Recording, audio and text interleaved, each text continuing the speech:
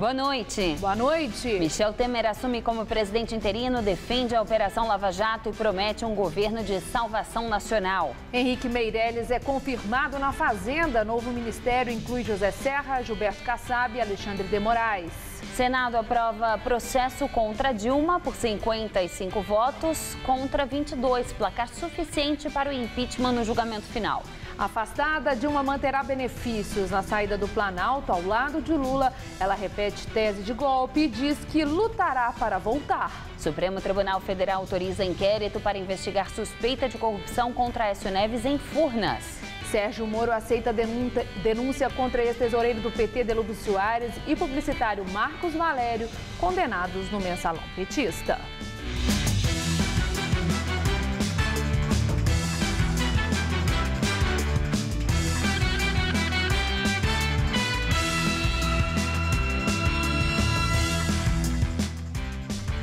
Manifestantes a favor da presidente Dilma afastada hoje no processo de impeachment realizam protesto no vão livre do MASP.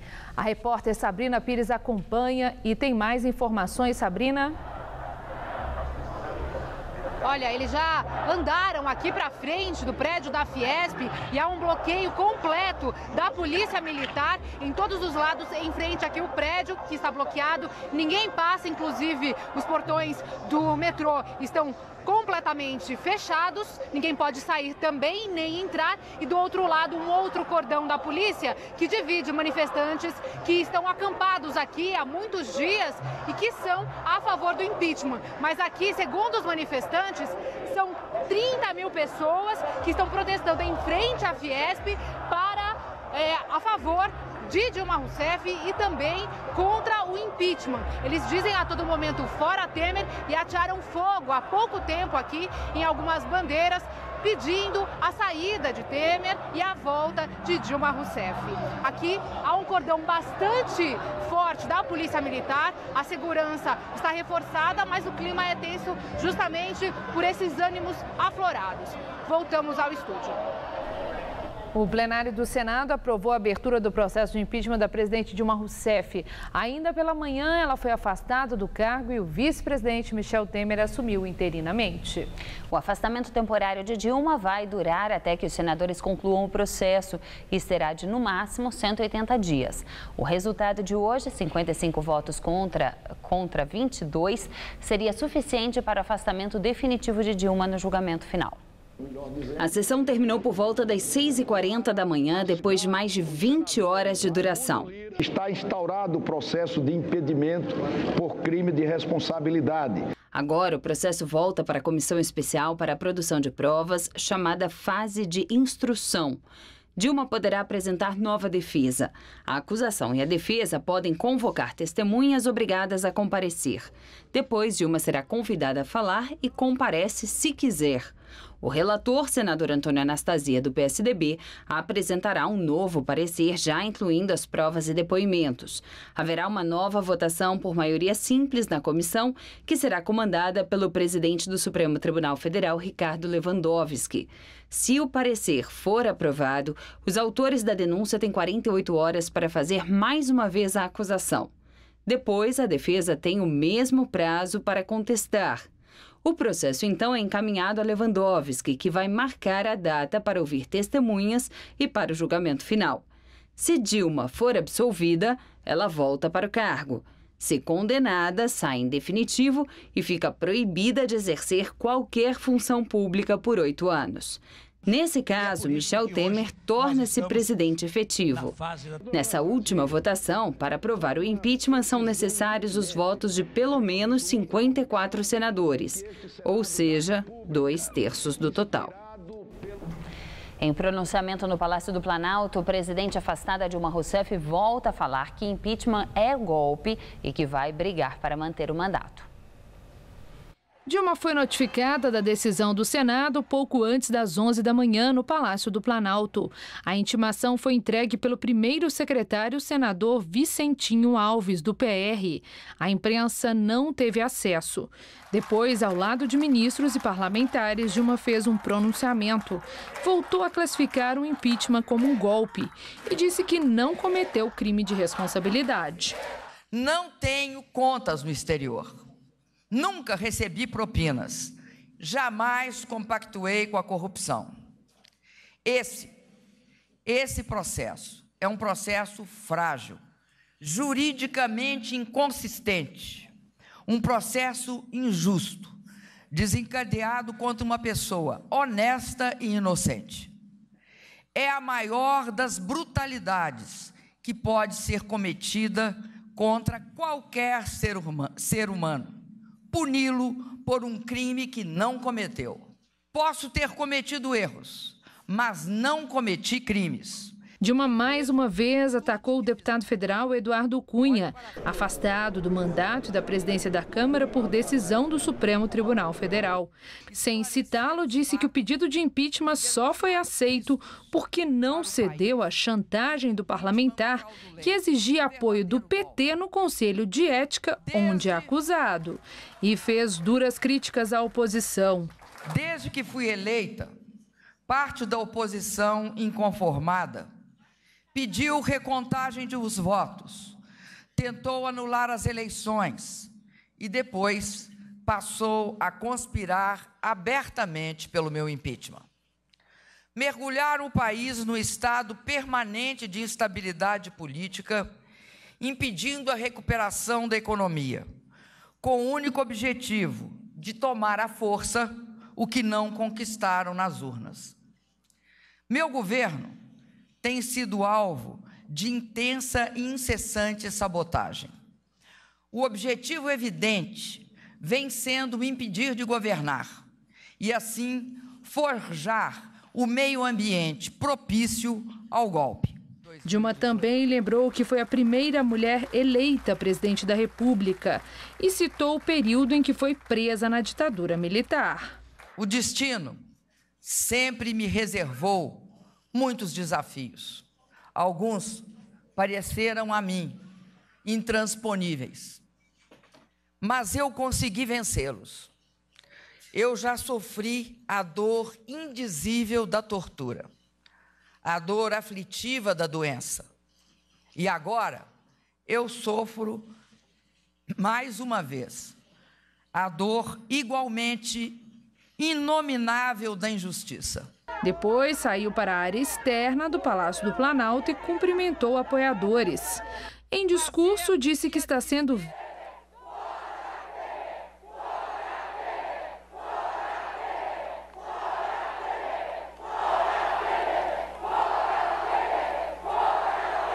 Dilma afirmou que vai resistir até o fim do processo de impeachment. Eu estou pronta para resistir por todos os meios legais. Em seguida, Dilma foi para o Palácio da Alvorada, onde deverá aguardar o fim do processo. O ex-presidente Lula acompanhou Dilma apenas na área externa do Palácio do Planalto, não deu entrevista e mostrou abatimento. Durante o primeiro discurso de Dilma dentro do palácio, com ex-ministros e parlamentares petistas, Lula já estava no prédio, mas não participou da cerimônia. Na sequência, quando Dilma falou para os apoiadores concentrados diante do palácio, Lula ficou a seu lado, bastante apático, e aplaudiu timidamente algumas vezes. Ao fim do ato, Lula cumprimentou alguns aliados, mas não respondeu às perguntas dos repórteres, nem aos gritos de Lula, guerreiro do povo brasileiro. Antes de entrar no carro, um jornalista perguntou se ia para o Palácio da Alvorada encontrar Dilma. Lula apenas fez um desabafo. É para a Alvorada, presidente, que o senhor está indo? Eu vou para cá. Durante o período de afastamento, Dilma Rousseff manterá os benefícios garantidos aos presidentes da República pela Constituição Federal. Terá o mesmo salário e continuará residindo no Palácio da Alvorada, entre outras facilidades.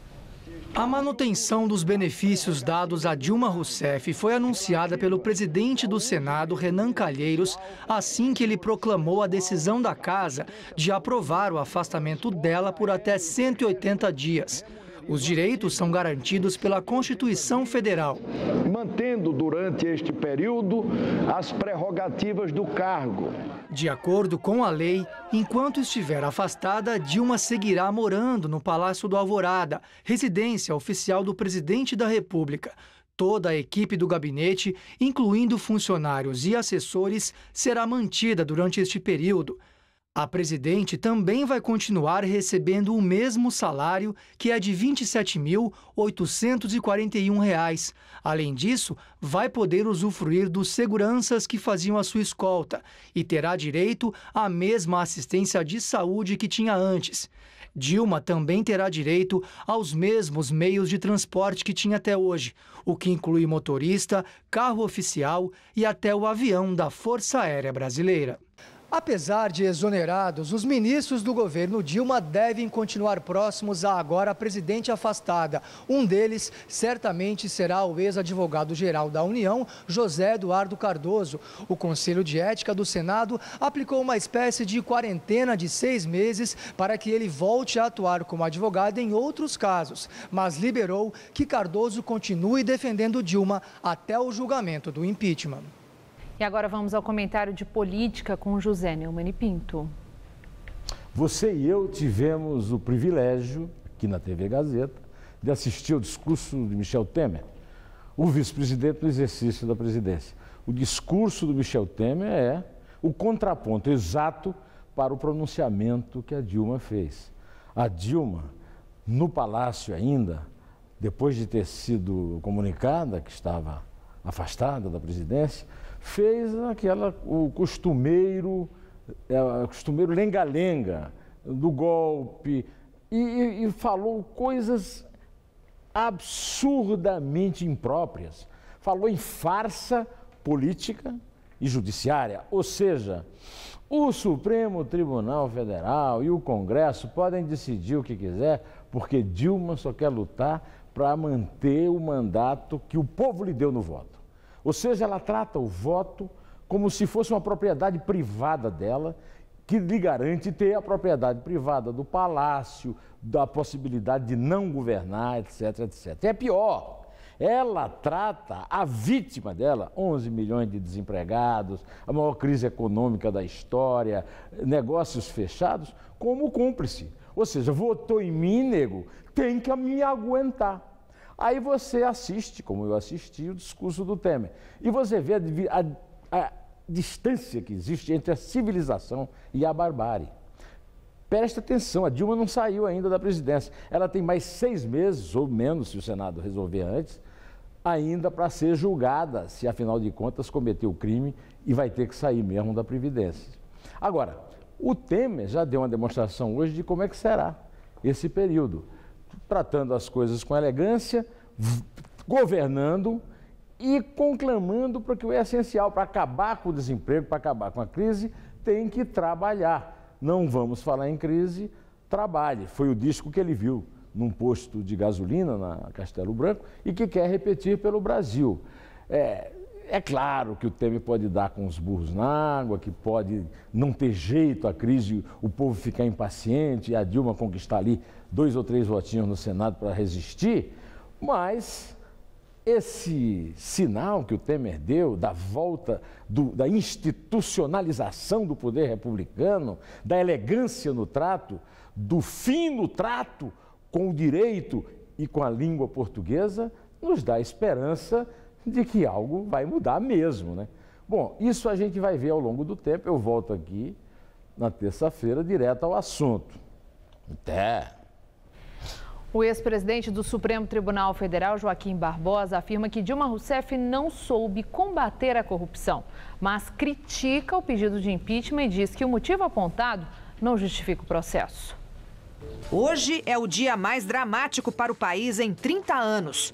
Foi assim que Joaquim Barbosa abriu a palestra para empresários em São Paulo. O ex-ministro do Supremo Tribunal Federal falou em Conchavo no Congresso Nacional e disse que nem quis acompanhar a votação no Senado. Aquilo ali era uma pura encenação para justificar a tomada do poder. Na palestra, sem citar o partido de Michel Temer, se referiu ao PMDB como o grupo que jamais conseguiu eleger um presidente da República em 30 anos.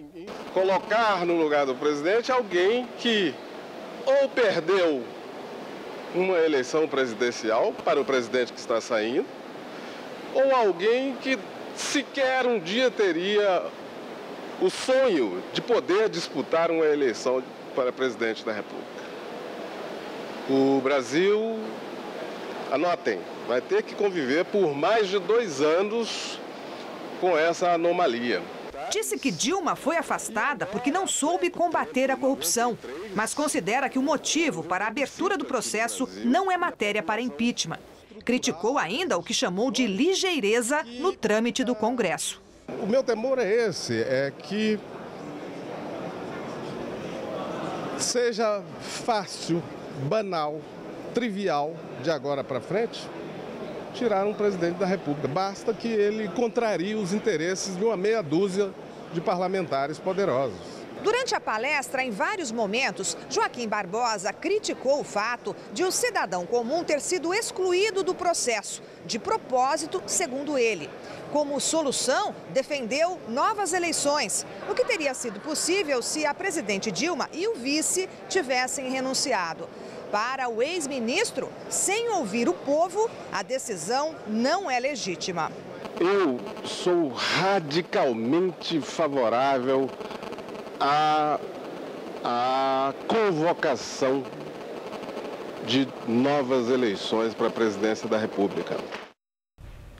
Voltamos a falar com a repórter Sabrina Pires, que acompanha uma manifestação contra o impeachment da presidente Dilma que acontece aqui na Paulista. Sabrina.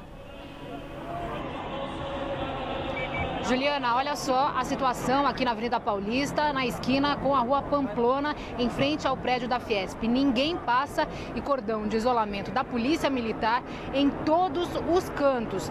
Aqui, desse lado que nós estamos mostrando, os manifestantes contra o impeachment, a favor da presidente afastada Dilma Rousseff. E do outro lado, um pequeno grupo, mas também um cordão de isolamento com o grupo que é a favor do impeachment, a favor do governo Temer. E aqui, há pouco, houve uma manifestação das pessoas que estão nesse protesto contra o impeachment, colocando fogo em algumas bandeiras, mas eles já apagaram essa bandeira, já apagaram o fogo, e a situação é essa. Eles tentam passar, cruzar aqui esse cordão de isolamento, mas por enquanto é isso. Ninguém passa e também não pode ter contato entre os grupos aqui contrários de protesto. Voltamos ao estúdio.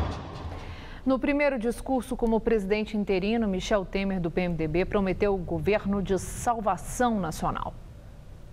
Michel Temer foi notificado pelo Senado por volta das 11h30 da manhã no Palácio do Jaburu, residência oficial da vice-presidência. Ele estava ao lado de aliados.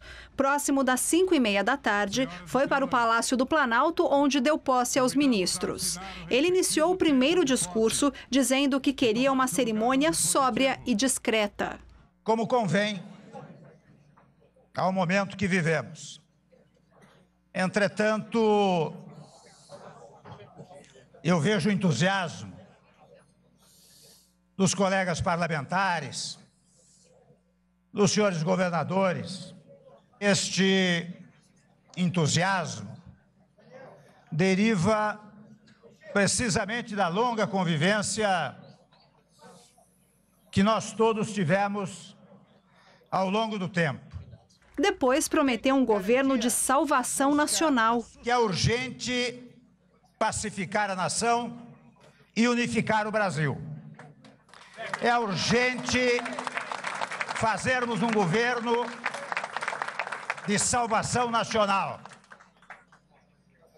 Partidos políticos, lideranças e entidades organizadas e o povo brasileiro hão de emprestar sua colaboração para tirar o país desta grave crise em que nos encontramos.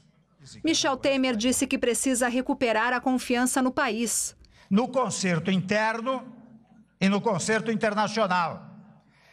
Fator necessário para que empresários dos setores industriais, de serviços, do agronegócio e os trabalhadores, enfim, de todas as áreas produtivas, se entusiasmem e retomem em segurança com seus investimentos. E afirmou que pretende fazer reformas estruturais, citou a reforma da Previdência e Trabalhista e negou que vai acabar com os programas sociais. O Bolsa Família, o Pronatec, o FIES, o ProUni, o Minha Casa Minha Vida, entre outros, são projetos que deram certo e, portanto, terão sua gestão aprimorada. Aliás, aqui mais do que nunca, nós precisamos acabar com um hábito que existe no Brasil, em que, assumindo outrem no governo, você tem que destruir o que foi feito. Ao contrário, você tem que prestigiar aquilo que deu certo, completá-los, aprimorá-los e encetar outros programas que sejam úteis para o país. Ele falou ainda da Operação Lava Jato. A moral pública será permanentemente buscada por meio dos instrumentos de controle e apuração de desvios. Nesse contexto, tomo a liberdade de dizer que a Lava Jato tornou-se referência e, como tal, deve ter prosseguimento e proteção contra qualquer tentativa de enfraquecê-la. E declarou respeito institucional à presidente afastada Dilma Rousseff. Quero apenas sublinhar a importância do respeito às instituições e a observância à liturgia nas questões, no trato das questões institucionais. No final, o presidente interino afirmou que o que pretende fazer com o Brasil é um ato religioso. É um ato de religação de toda a sociedade brasileira com os valores fundamentais do nosso país.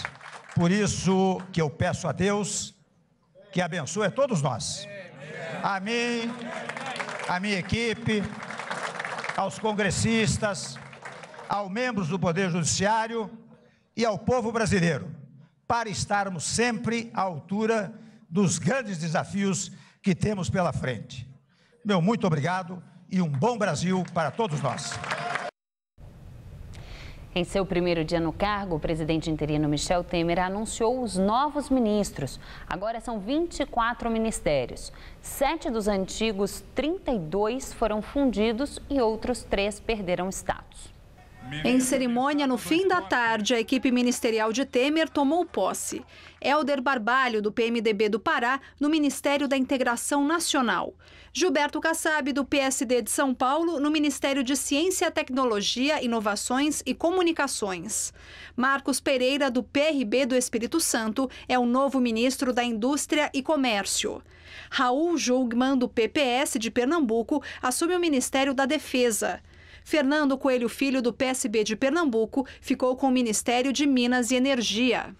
Romero Jucá, do PMDB de Roraima, foi para o Ministério do Planejamento, Desenvolvimento e Gestão. Gedel Vieira Lima, do PMDB da Bahia, na Secretaria de Governo. Sérgio Etchegoyen assume o Gabinete de Segurança Institucional. Bruno Araújo, do PSDB de Pernambuco, é o novo ministro das Cidades. Blairo Maggi, do PP do Mato Grosso, no Ministério da Agricultura, Pecuária e Abastecimento. Henrique Meirelles é um novo ministro da Fazenda. Mendonça Filho, do DEM de Pernambuco, ficou com a pasta da Educação e Cultura. Eliseu Padilha, do PMDB do Rio Grande do Sul, fica na Secretaria da Casa Civil. Osmar Terra, do PMDB do Rio Grande do Sul, no Ministério do Desenvolvimento Social e Agrário. Leonardo Pisciani, do PMDB do Rio de Janeiro, no Ministério do Esporte. Ricardo Barros, do PP do Paraná, no Ministério da Saúde. José Sarney Filho, do PV do Maranhão, assume o Ministério do Meio Ambiente. Henrique Alves, do PMDB do Rio Grande do Norte, ficou com o Ministério do Turismo. José Serra, do PSDB de São Paulo, é o novo ministro das Relações Exteriores. Alexandre de Moraes, do PSDB de São Paulo, ficou com o Ministério da Justiça e Cidadania. Ronaldo Nogueira de Oliveira, do PTB do Rio Grande do Sul, fica no Ministério do Trabalho. Maurício Quintela, do PR de Alagoas, no Ministério dos Transportes. Fabiano Augusto Martins Silveira, ministro da Fiscalização, Transparência e Controle, a ex-Controladoria Geral da União. E Fábio Medina Osório é o novo advogado-geral da União. A vida política de Michel Temer começou na década de 60, quando era estudante universitário. Ele foi tesoureiro do Centro Acadêmico da Faculdade de Direito da USP, no Largo São Francisco. Temer está com 75 anos. Foi deputado federal por 6 mandatos e 3 vezes presidente da Câmara. Michel Miguel Elias Temer Lulia nasceu no município de Tietê, interior paulista, em 23 de setembro de 1940. Filho de libaneses, é o caçula de 8 irmãos. Advogado, professor de Direito Constitucional e escritor, é considerado discreto e protocolar. Católico, diz buscar equilíbrio na religiosidade. De vez em quando dizem que eu sou mais ou menos equilibrado. Por isso, eu acho que é fruto dessa religiosidade que foi inculcada em mim, que entrou em mim, desde os meus 6, 7 anos de idade, né? Aos 16 anos, Michel Temer veio com 6 irmãos para a capital paulista, onde cursou o ensino médio e a Faculdade de Direito da USP no Largo São Francisco, na década de 60. Eu fazia muita política acadêmica, né? Mas logo em 64 veio o golpe que modificou o rumo político das pessoas. Eu havia acabado de me formar na Faculdade de Direito, mas eu recuperei essa entrada na vida pública, digamos assim, pelas mãos do governador Franco Montoro. Em 1983, filiado ao PMDB, foi nomeado procurador-geral do Estado no governo de Franco Montoro, um dos principais líderes do partido. 9 meses depois, tornou-se secretário de Segurança Pública, cargo que voltaria a exercer em 1992. Era o governo Luiz Antônio Fleury Filho e Temer assumiu com a missão de debelar uma das maiores crises no setor após a chacina de 111 presos do Carandiru. Ainda no cargo, criou há 31 anos a primeira delegacia da mulher no Brasil. Entrou para a política por sugestão de Montoro em 1986 como candidato a deputado federal, mas ficou como suplente. Assumiu o mandato mais tarde e participou da Constituinte. Parlamentar por 6 mandatos, foi 3 vezes presidente da Câmara. Nessa condição, assumiu a presidência da República interinamente por 2 vezes, janeiro de 1998 e junho de 1999.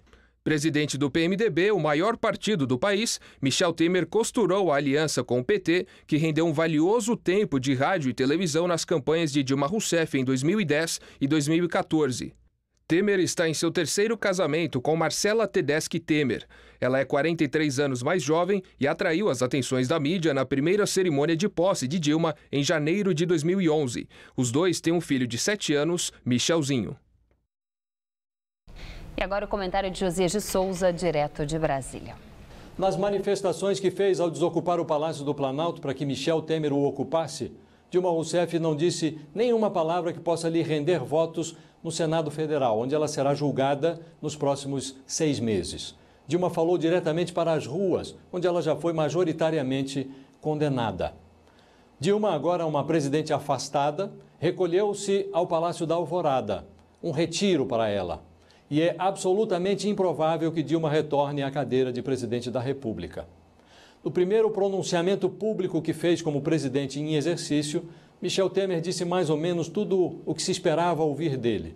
Falou de reformas, disse que sua prioridade é deter a queda livre da economia e fez uma menção elogiosa, ainda que muito rápida, à Operação Lava Jato. Mas faltou algo à cerimônia de posse dos ministros de Michel Temer. Faltou recato. Havia uma atmosfera de celebração juvenil que não combina com a gravidade do momento.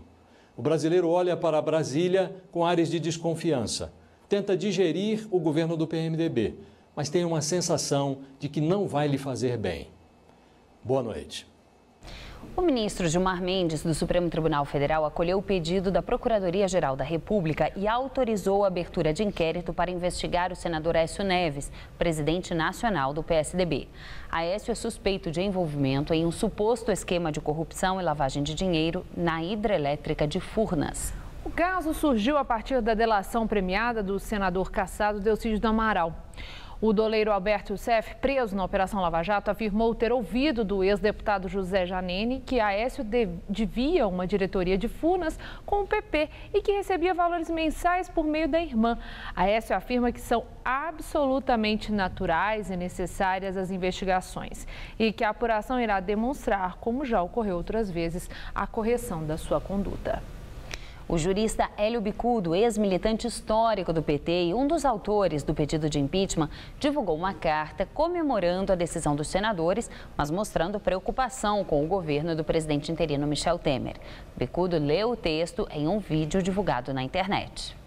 Sem dúvida, fico muito feliz ao perceber que a iniciativa de 3 cidadãos haja chegado a bom termo, mas com a mesma liberdade e o mesmo sentimento patriótico que me levaram a pedir o impeachment, devo externar minha preocupação com as mais recentes notícias sobre a formação do novo governo. O povo brasileiro foi às ruas para repudiar a cleptocracia comandada pelo PT. O povo brasileiro não foi às ruas para sofrer mais um desapontamento. Saibam os homens públicos atender ao justo clamor popular por decência. O presidente do Supremo Tribunal Federal, Ricardo Lewandowski, que irá comandar o processo de impeachment daqui para frente no Senado, afirmou que irá decidir sobre os questionamentos da comissão especial, mas sem nenhum protagonismo. O presidente não tem nenhum protagonismo, ele é simplesmente um coordenador do processo, um presidente dos trabalhos. A função dele é garantir que a denúncia possa realmente se explicitar da forma mais clara possível e que a defesa possa exercer o contraditório, enfim, garantir então que haja essa possibilidade que a Constituição garante. O empresário Ronan Maria Pinto, ex-tesoureiro do PT Delúbio Soares, e o publicitário Marcos Valério agora são réus na Operação Lava Jato. Eles são acusados de lavagem de dinheiro e o juiz Sérgio Moro aceitou a denúncia do Ministério Público.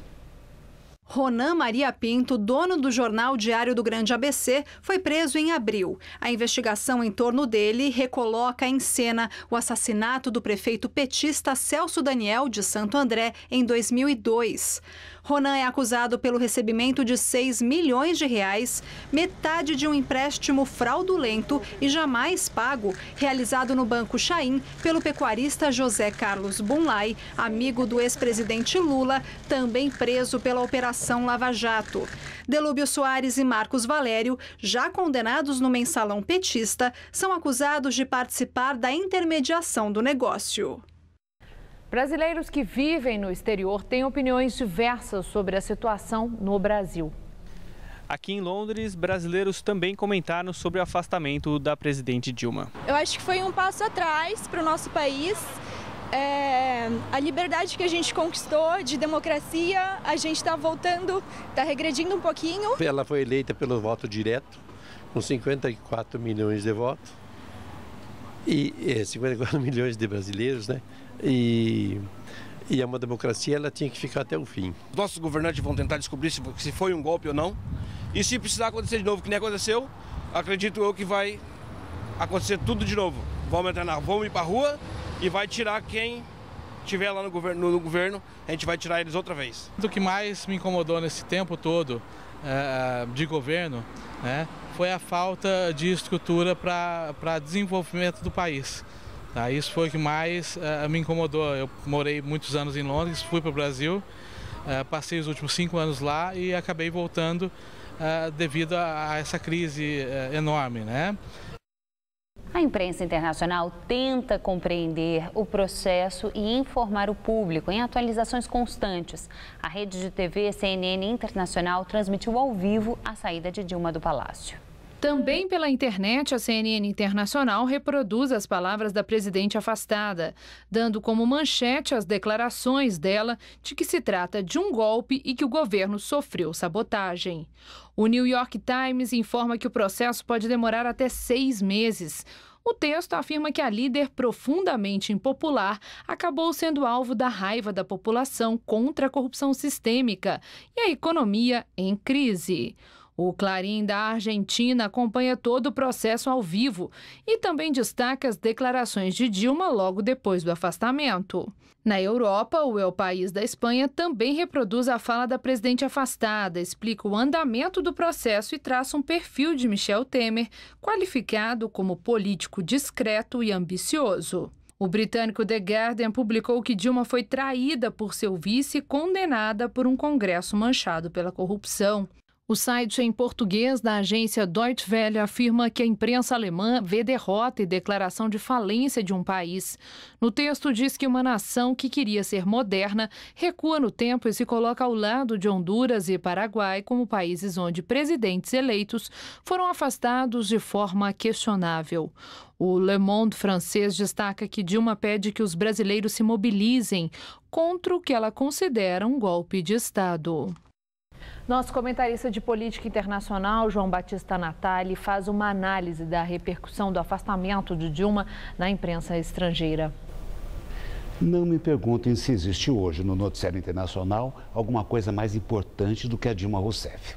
O Brasil está mais uma vez no centro dos interesses. Mas o curioso é que o foco da mídia está meio embaçado. Ninguém erra no essencial, como, por exemplo, o resultado da votação dessa madrugada no Senado. Os erros são de abordagem. Eu vou dar um primeiro exemplo. O Guardian, que é de longe o mais bem feito jornal britânico, diz sutilmente que Dilma caiu também porque era mulher. Faria até sentido. O Brasil é um país de machistas e a coitada da presidente precisou enfrentar esse preconceito. Um outro exemplo. O Le Monde, que ainda é o melhor jornal francês, costuma enxergar o mundo com os critérios da política interna da França. Pois na França existem dois blocos partidários, bem definidos, o da esquerda e o da direita. Com isso, para eles, Dilma era a chefe do bloco da esquerda. Pouco importa se na base aliada dela atuassem lideranças muito conservadoras. E por contraste, o Le Monde diz que o impeachment foi uma operação planejada pela direita. E aqui vai um terceiro exemplo. Os correspondentes estrangeiros não entendem direito essa jabuticaba da nossa Constituição, que consiste em construir o impeachment em 3 etapas. A primeira na Câmara e as 2 seguintes no Senado. É por isso que as votações iniciais são políticas. Um deputado e um senador não precisam se limitar às pedaladas fiscais. Podem também julgar o governante pelo conjunto da obra. Já que esse detalhe não foi bem compreendido, sobra espaço para a confusão entre impeachment e golpe. Em contraste com tudo isso, existe o estilo austero da revista britânica The Economist. Ela diz simplesmente: o Brasil está com um novo presidente e ponto. A moral da história é que o Brasil é um país muito complicado. Nós temos por aqui uma dinâmica própria e essa dinâmica não depende das imprecisões da mídia internacional. É assim que o mundo gira. Boa noite. Maio de 2006, mês em que o PCC, primeiro comando da capital, ficou conhecido nacionalmente. Para relembrar a onda de ataques que mudou a rotina de São Paulo e deixou mais de 500 mortos no estado, o Jornal da Gazeta entrevistou sobreviventes e familiares de vítimas, assim como autoridades, para investigar os desdobramentos do caso 10 anos depois. Uma semana que marcou para sempre a vida de Dona Vera Lúcia e seu João. O casal de Santos, no litoral paulista, assistia perplexo pela TV às cenas de violência daquele mês de maio de 2006. Mas os dois nunca imaginaram que o filho Mateus, de 21 anos, seria uma das vítimas dos ataques quando voltava da escola. A gente assistindo a TV com o secretário de Segurança de São Paulo, dizendo que estava tudo normalizado, que as pessoas fossem para a escola, fossem trabalhar. Eu falei: mãe, eu vou para a escola porque eu vou ter prova e eu quero terminar esse ano. E realmente ele foi para a escola. Por 10 dias, os atentados alteraram a rotina da maior cidade do país. Tudo começou no dia 11 de maio com a transferência do líder do primeiro comando da capital, Marcos Williams Herbas Camacho, o Marcola. Escutas telefônicas revelaram que a organização criminosa planejava realizar rebeliões em diversos presídios durante o Dia das Mães. No dia seguinte, 74 motins foram realizados em penitenciárias do estado.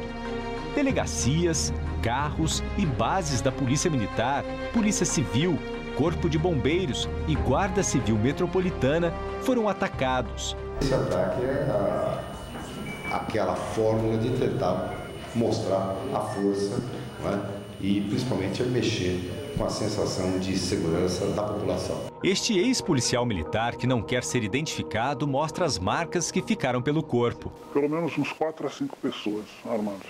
De repente eles se voltaram e falaram, pô, é isso aí mesmo. Aí começaram a disparar contra mim. Eu fui alvejado aproximadamente 11 tiros. A resposta às mortes e atentados aos policiais veio rápida. Grupos promoviam ataques simultâneos em regiões da periferia. O medo dominou a cidade e São Paulo parou. Com toques de recolher, escolas, universidades, comércios foram fechados. Ônibus deixaram de circular. Mais de 90 veículos foram incendiados. O dia mais crítico foi o domingo, Dia das Mães, com a morte de 107 pessoas. Nesta data, os ataques já haviam se espalhado pelos estados de Minas Gerais, Espírito Santo, Paraná e Mato Grosso do Sul. Se essas imagens dos ataques já impressionam, o número de mortes choca ainda mais. Entre os dias 12 e 21 de maio de 2006, 564 pessoas foram assassinadas no estado de São Paulo. 56 assassinatos por dia. 59 eram agentes públicos, como policiais militares, guardas civis, bombeiros, agentes penitenciários. 505 eram civis.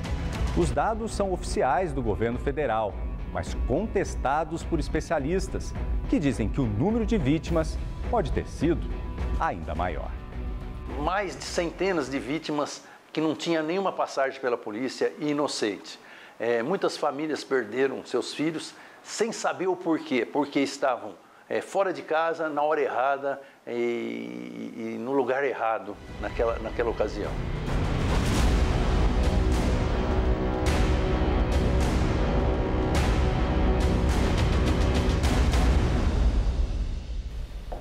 Na reportagem de amanhã, vamos mostrar que após 10 anos, a onda de crimes comandados pelo PCC segue impune e a facção ainda controla os presídios paulistas, além de atuar em outros estados e até no exterior.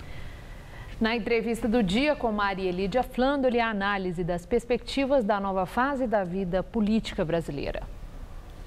E quem analisa é o cientista político Rubens Figueiredo, diretor do CEPAC Pesquisa e Comunicação. Obrigada por estar conosco nesse dia que é o início de uma nova era na vida política do país. Vamos começar com o discurso do presidente interino Michel Temer, em que ele falou da pacificação nacional. Ele pretende um governo de união para um governo de salvação nacional e conclamou o apoio tanto dos políticos, do Congresso, como da própria população. Temer tem uma popularidade muito baixa, segundo as últimas pesquisas de opinião. Ele tem chance de conseguir objetivos tão audaciosos e pretensiosos como esse? Tem a obrigação de tentar, né, Maria Lídia? O Temer fez o discurso que a nação esperava que ele fizesse. Fez um discurso calcado num extremo bom senso. A questão da pacificação é fundamental para que o país comece a andar. E ele tem que, fundamentalmente, melhorar o ambiente de negócios, quer dizer, para que a economia ande, e melhorar o ambiente de negociação política. E a montagem do seu ministério, contemplando vários partidos que serão aliados, mostra que ele vai olhar para a economia com um olho e para a política com outro. Agora, na fala de despedida, nas duas falas, a presidente Dilma deixou claro que ela, o PT, os movimentos sociais vão lutar até o fim, que não reconhecem a legitimidade do governo Temer e que não aceitam o impeachment, onde ela se considera vítima de um golpe que traz uma ruptura democrática. Está nas mãos de Michel Temer evitar a agitação social prometida pelos próprios movimentos sociais, inclusive aqui no Jornal da Gazeta, que é uma espécie de resistência, é a maneira como eles colocam essa reação? Olha, se o discurso do Temer foi um discurso de estadista, a presidenta afastada, ela não teve a mesma, não entendeu o momento histórico que ela estava vivendo. Parecia que ela estava num comício, falou de Minha Casa Minha Vida, lembrou a eleição de 2014, como se os 54 milhões de votos, Maria Lídia, fossem só dela, não são. Até porque ela teve o tempo do PMDB que contribuiu muito para que ela fizesse, entre outras coisas, aquela propaganda que se o Banco Central fosse independente, a comida sumiria da mesa dos brasileiros. Então, do PT, o que a gente tem que esperar é que eles vão dificultar o quanto puderem, tanto no Congresso Nacional como nas ruas. Bom, e Dilma, o placar da votação de ontem no Senado definiu o afastamento dela com aquela votação dos 55 a 22. O que isso significa em relação à última sessão, que vai ser a conclusiva desse processo de impeachment? Dilma tem chance, ela vai lutar até o fim, de reconquistar a confiança dos senadores e voto para que ela vença essa parada? Eu acho muito difícil, porque o eixo da política vai mudar totalmente para o Michel Temer e o grupo político que a partir de agora passa a governar o Brasil. O que eu prevejo é que eles vão espernear, o PT vai espernear muito, mas eu creio que eles vão perder ainda mais popularidade, ainda mais força, e o governo Temer vai conseguir mostrar para o país que está no caminho correto, tentando reconstruir aquilo que o PT quase acabou. Bom, o PT perde o poder depois de 13 anos, né? Deixa a presidência da República. Especula-se no próprio PT que o cerco vai se fechar agora sobre Lula para torná-lo inelegível em 2018. Nós temos indicadores consistentes de que, de fato, Lula está na alça de mira?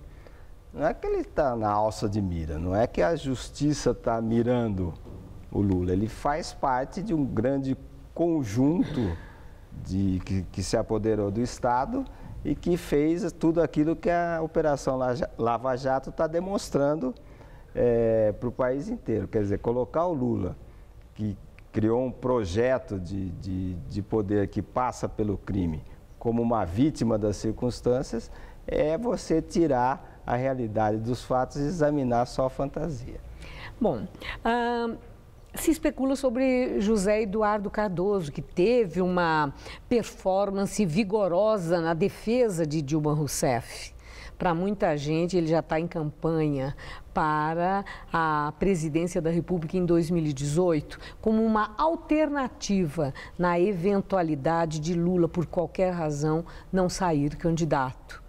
O senhor enxerga isso como plausível? Não, eu acho absolutamente implausível, porque o presidente Dilma deve ser afastado e ele é o grande defensor daquilo, que é a classe política.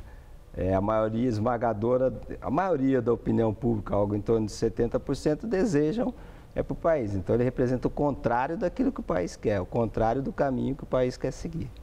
Bom, o processo de impeachment aproximou o PT da militância, aproximou o PT dos movimentos sociais, um distanciamento que havia acontecido e era muito criticado por várias lideranças históricas do próprio partido. PT e o Lula têm tempo até 2018 para o resgate de uma imagem muito desgastada por tudo que vem acontecendo, desde o mensalão, depois o chamado petrolão, agora o impeachment de Dilma, o desemprego, que é algo muito fácil de ser percebido pela própria população. O PT conseguiu resgatar a força que já teve como um partido mobilizador e disciplinado nessa mobilização, para sensibilizar a população de novo? Não, acho que o PT é o contrário. Eu acho não, as pesquisas mostram que o PT, que chegou a ter cerca de 37% de preferência no Brasil, que é um índice americano de preferência partidária, hoje tem 7, 8. Então o PT perdeu e perdeu muito. O PT se aproximou da ala mais radical do partido que coloca fogo em pneu para fechar a avenida que serve ao aeroporto e com isso não vai conquistar nada, só vai perder mais pontos na opinião pública. A última questão, os erros e mesmo os crimes cometidos por lideranças petistas, que são alvo da justiça, vários já estão na cadeia, estão presos, são muito alardeados pela oposição, pelos adversários políticos do PT. No PT, a defesa é que eles se tornaram um alvo da justiça, um alvo preferencial da elite do país para exatamente tirá-lo do poder. Dá para afirmar que o PT deixou nesses 13 anos um legado positivo, não obstante todo esse outro lado negativo que tem sido tão alardeado? Olha, o governo Lula teve momentos nos quais a população melhorou de vida, as pessoas compraram, o crédito se expandiu. Isso foi um avanço inegável, as pessoas melhoraram de vida. Agora pioraram de novo, mas melhoraram de vida. E você voltar a ser pobre é pior do que você ser pobre. Então, essa decepção, essa frustração de parcela ponderável da população brasileira que acreditou no que Dilma disse e depois viu ela fazendo o contrário, eu acho que isso vai ficar muito marcado na vida das pessoas. Eu agradeço muito sua participação. Uma boa noite. Boa noite. Estela. E Gilmar Mendes toma posse como presidente do Tribunal Superior Eleitoral. A cerimônia acontece neste momento e conta com a participação do presidente interino Michel Temer. Vamos ver. E os reflexos causados pelos modelos historicamente. O Instituto Vladimir Herzog divulgou hoje uma nota na qual manifesta preocupação com o novo ministério e critica o rebaixamento da pasta de direitos humanos, que ficará sob o comando do Ministério da Justiça. O texto ressalta ainda uma preocupação com o fato de não haver mulheres no primeiro escalão do governo Temer. A nota afirma que isso constitui outro recuo inaceitável no respeito a questões de gênero e diversidade. O texto critica ainda a nomeação de Alexandre de Moraes para o Ministério da Justiça.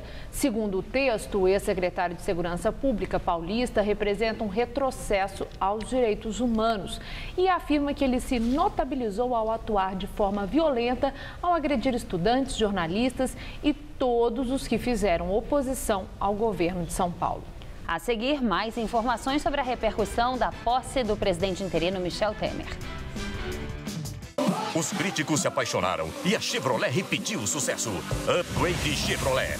Nessa semana você tem uma nova chance de comprar um Chevrolet com upgrade grátis e juros zero. Você leva sedã pelo preço de hatch com taxa zero em 30 vezes. Leva Onix por R$ 37.790 e taxa zero em 30 vezes. E mais, toda a linha Chevrolet com taxa zero.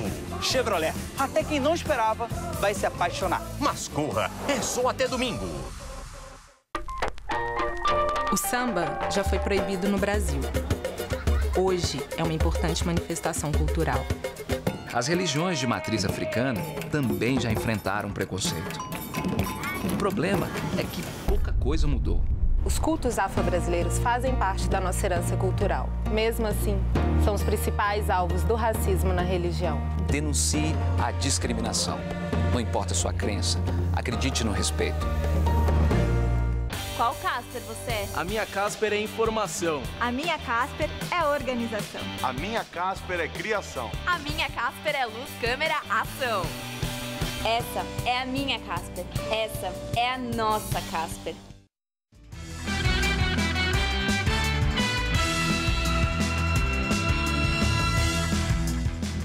Veja agora o comentário de economia com Denise Campos de Toledo. Michel Temer, no discurso que fez agora à noite, destacou os principais pontos ou dificuldades com os quais terá de lidar para colocar a economia nos eixos. Ressaltou a herança terrível que está recebendo, com recessão, inflação elevada, desemprego, baixa confiança e desequilíbrio fiscal. Fez as indicações esperadas. Se comprometeu com ajustes que incluam até a já estabelecida redução de ministérios, o corte de cargos comissionados e até reformas, como da Previdência, que sabe que pode gerar muita resistência resistência, mas sinalizou com procedimentos de longo prazo. Parece preocupado em cuidar da confiança, da segurança institucional, que podem estimular investimentos estrangeiros e locais. E um fator com o qual poderá contar, pelo menos por algum tempo, é a confiança. Com Dilma, as projeções eram só de piora, de economia parada, com desorganização ainda maior. Ele assume como uma possibilidade de mudança, mas só com ações efetivas é que vai conseguir preservar essa confiança. E a cobrança pode ser maior por estar assumindo através de impeachment e não das urnas. Mas já antecipou que espera apoio político e da população para fazer as mudanças necessárias. Para facilitar o trabalho, também quer o mercado financeiro tranquilo. Para isso, já assegurou a independência para o Banco Central lidar com a política cambial e de juros. Político experiente, Temer deve testar o terreno para ver até onde pode avançar, mas sabe que tem que avançar. O país já perdeu tempo demais e conquistas importantes por ineficiência política e administrativa. O que o país espera é que ele se mostre capaz de recolocar a economia nos eixos. Eu volto na segunda. Até lá. E o Jornal da Gazeta fica por aqui. A edição de hoje pode ser vista no site do Jornal da Gazeta. Nos vemos daqui a pouco em nossa edição das 10. Até já. Eu volto amanhã. Até lá, uma boa noite para você.